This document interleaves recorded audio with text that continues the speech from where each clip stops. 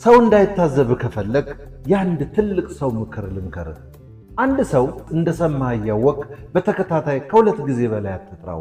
መልስ ካልሰጠህ ምናልባት የሆነ እየሰራ ያለው ነገር ሊኖር እንደሚችል ወይም በራሱ ምክንያት መልስ ሊሰጥ እንዳልፈለገ ይግባህ። የተበደርከውን ገንዘብ አበዳሪ ከመጠየቁ በፊት መልስ። ምን ያህል ለቃልህ ታማኝና ኃላፊነት የሚሰማህ ሰው እንደሆንክ ማረጋገጫው እሱ ነው።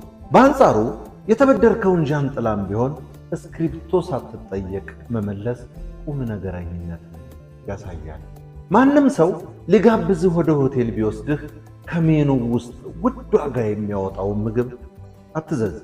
ሰዎች ምን ደግ ቢሆኑ ይሉኝታ የሌለው ሰውን መታዘባቸው እንደማይቀር አትርሳ።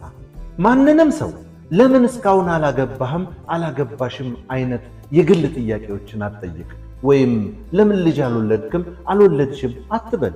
የእነርሱ እንጂ አንተ ጉዳይ አይደለም። እንዲህ አይነት ጥያቄ ሰዎችን ያሳቅቃል።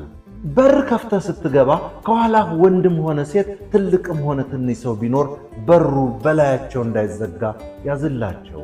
ለሰዎች ትህትና ማሳየት አንተን ያስከብር ይሆናል እንጂ ትንሽ አያደርግህም። ከጓደኛህ ጋር ታክሲ ተሳፍረህ ስትሄድ እሱ ከከፈለ ሌላ ቀን ደግሞ ራስህ ክፈል። ፈቅዶ ካልሆነ በቀር በይሉኝታ ማንም ሰው ያንተን ወጪ መክፈል ግዴታ የለበትም። ሁሌም እኔ ብቻ ልክ ነኝ አትበል።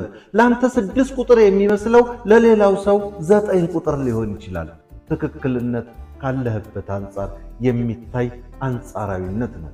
ካንተ የተለየ አስተያየት ማግኘት ይጠቅምሃል እንጂ አይጎዳህም። ሰው ሲናገር እስኪጨርስ ጠብቅ እንጂ አታቋርጥ። አንድ ሰው ለማለት የሚፈልገውን ሳይጨርስ አስተያየት መስጠት ወደ ስህተት ሊመራህ ይችላል። በሰዎች ላይ በቀልድ አታሹፍ። በተለይ ሹፈቱን ካልወደዱት ወዲያውኑ አቁም። እንዲህ ያለውን ነገር አለመድገም ለሰዎች ስሜት ምን ያህል እንደምትጠነቀቅ ማሳያ ነው። ሁሌም ሰዎች በጥያቄ መሰረት ከረዱ በኋላ አመሰግናለሁ ማለት ይልመድብህ። ሰዎችን በአደባባይ አመስግን።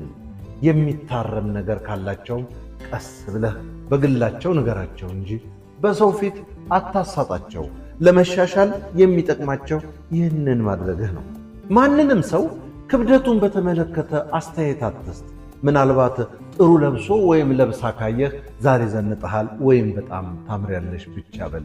ሰዎች ስለ ውፍረታቸውና ስለ ቅጥነታቸው ከፈለጉ ራሳቸው ይናገሩ እንጂ ያንተ አስተያየት ሊያበሳጫቸው ይችላል።